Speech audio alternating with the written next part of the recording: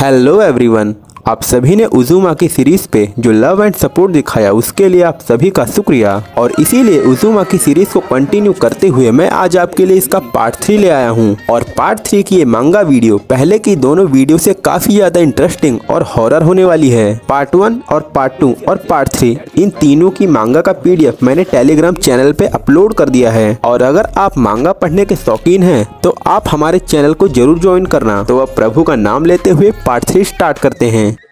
Uzumaki के part 1 में हमने देखा कि कैसे सुइची के डैड को स्पाइरल का शौक होता है और फिर ये शौक उनके जुनून में बदल जाता है। वो अपनी जॉब तक छोड़कर स्पाइरल के कलेक्शन में जुट जाते हैं। उनको स्पाइरल से इतना प्यार हो जाता है कि वो अपनी बॉडी को ही एक स्पाइरल में ट्रांसफॉर्म कर लेते हैं। उनकी वाइफ मिसिस साइटो और उनके बेटे को उनकी बॉडी कुछ इस तरह मिलती है और इससे मिसिस साइटो को काफी बड़ा सदमा लगता है और वो हर स्पाइरल चीज को अपने पति की डेड बॉडी से जोड़कर देखने लगती हैं। मरने के बाद उनका पति उन्हें अपने पास बुलाने लगता। मिसिस साइटो को स्पाइरल से फोबिया हो जाता है, मतलब उनके दिल में एक तरह का खौफ बैठ जाता है और वो अपनी बॉडी से सभी स्पाइरल्स हटा लेती हैं, जैसे कि अपने सर के बाल, अपने फिंगरप्रिंट्स वाली उंगलियां। और जब उन्हें पता चलता है कि हमारे कान के अंदर भी स्पाइरल होता है तो वो कैंची से अपने कानों पे भी कई बार घोंप घोंप के वार करती हैं और इस वजह से उनकी मौत हो जाती है। अब चैप्टर 3 में हम देखते हैं जब किरी स्कूल जाना शुरू करती है तो हाई स्कूल में उसकी दोस्ती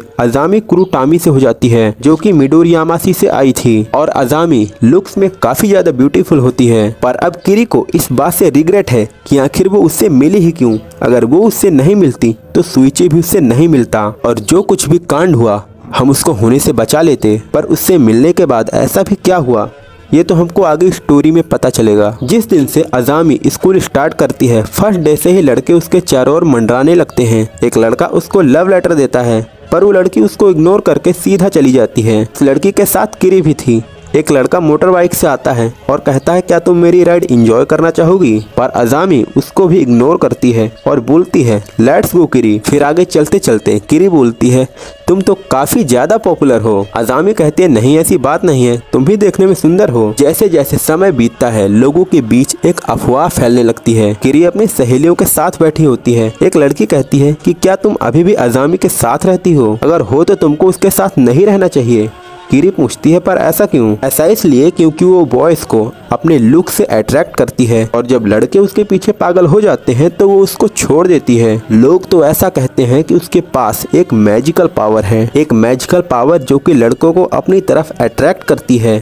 और ये सीक्रेट पावर उसके फोरहेड पे है। उसके बैंग्स की वजह से तुम उसको देख नहीं पाती, लेकिन लोग कहते हैं कि वही उसकी पावर का सोर्स है। देखो तुम्हें उससे सावधान रहना चाहिए, नहीं तो तुमसे तुम्हारे बॉयफ्रेंड को भी छीन लेगी। तभी वहाँ पे अजामी आती है और कहती है कि किरी घंटी बज चुकी है, अब चलो क्लासरूम में वापस चलते हैं। ठीक है जैसा तुम कहो अजामी। स्पोर्ट्स के बाद अजामी अपना चेहरा धो रही होती है तो किरी उसे घूरने लगती है। अजामी कहती है क्या हुआ? अच्छा ये स्कार, वो लोग तुमसे इसी के बारे में बात कर रहे होंगे ना, पर तुम उन बेवकूफ़ों की बातों पे यकीन मत करना। हाँ बिल्कुल, मैं उनकी बातों पे क्यों यकीन करूंगी। और ये बात सच है कि इस स्कार का मेरे लिए कुछ मतलब है। जब मैं छोटी थी तो एक लड़के पर मुझको क्रश था, तो उसको खुश करने के लिए मैं रस्सी पे चलने लगी और फिर वहाँ से मैं गिरी और इसी वजह से मुझे चोट लगी।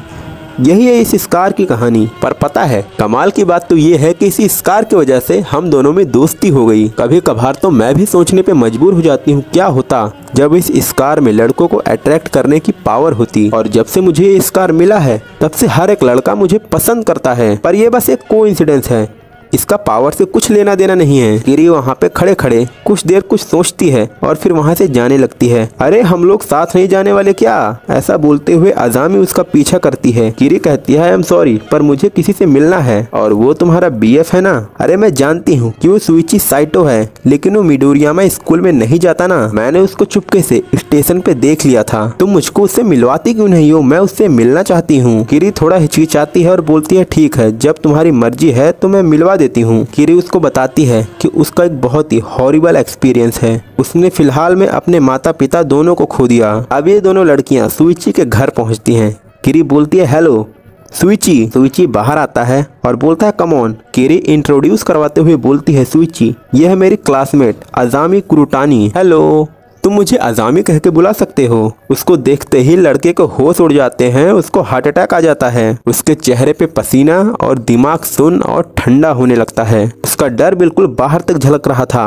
वो बोल रहा था दोबारा तुम यहाँ पर मत आना। फिर दोनों लड़कियां वहाँ से चली जाती हैं। रास्ते में किरी बोलते हैं कि सॉरी, उसने कुछ अजीब व्यवहार किया। अजामी कहती है कोई बात नहीं, वो इस समय थोड़ा स्ट्रेस में होगा। रात को किरी सुइची के पास फोन करती है और बोलती है सुइची तुम्हें क्या हो गया था? तुमने तो अजामी को डरा ही दिया, तुमने उसको ऐसा ट्रीट क्यों किया? किरी तुमने शायद वो महसूस नहीं किया, लेकिन मैंने किया।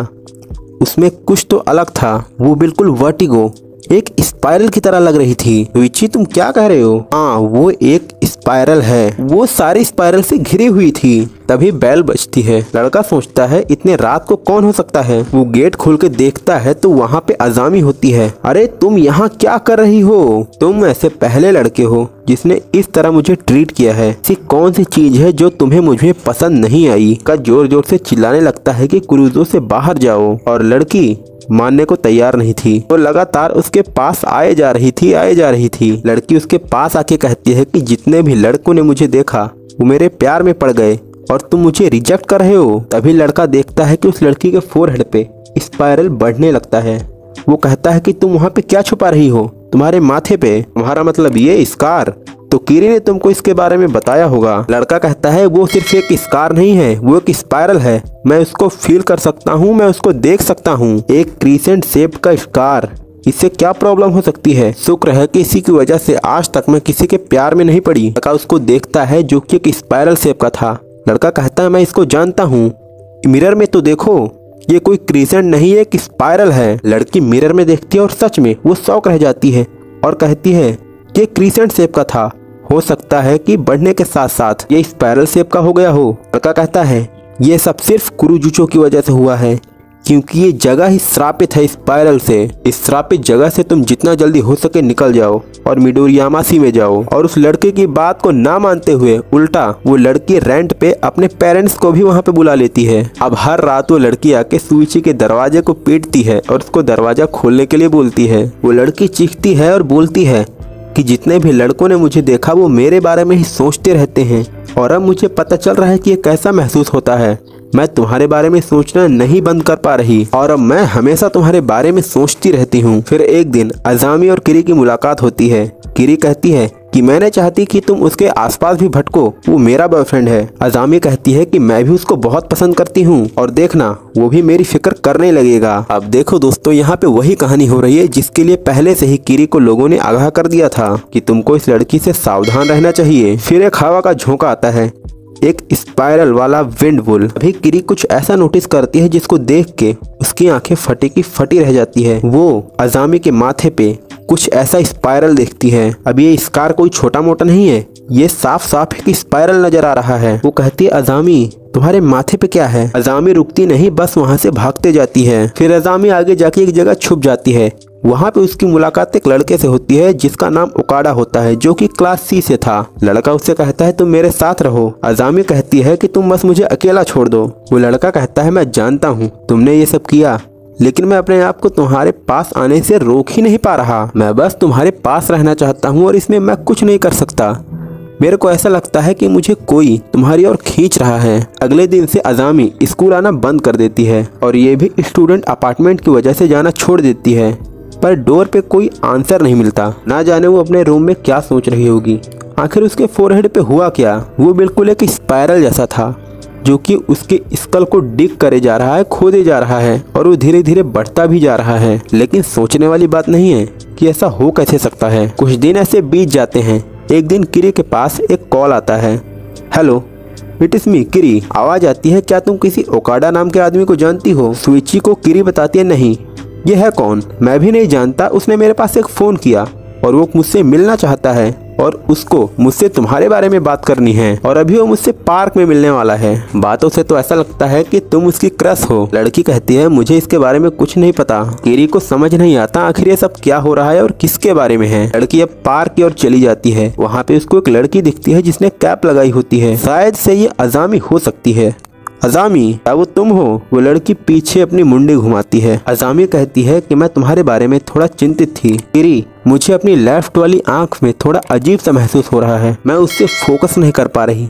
जरा एक बार मेरी आंख देखो तो सही। और यहाँ पे लड़की का कुछ ऐसा हाल हो रखा था। अब आप सोचो, इस लड़की के फेस पे सिर्फ एक स्कार था और वो स्कार एक स्पाइरल में बदलता है और फिर कुछ ऐसा हाल हो जाता है। और ये सब तब होता है जब ये कोरोजू में आती है। क्या आपको नहीं लगता कि ये जगह सच में स्पाइरल से श्रापित है? और लड़की की आंख कुछ इस तरह मूव कर रही होती है। ये सब किरी को अंदर तक झकझोर देता है। और यहाँ पार्क में लड़का ओकाडा से मिलता है। ओकाडा कहता है बस थोड़ा देर और रुको, वो आने वाली होगी।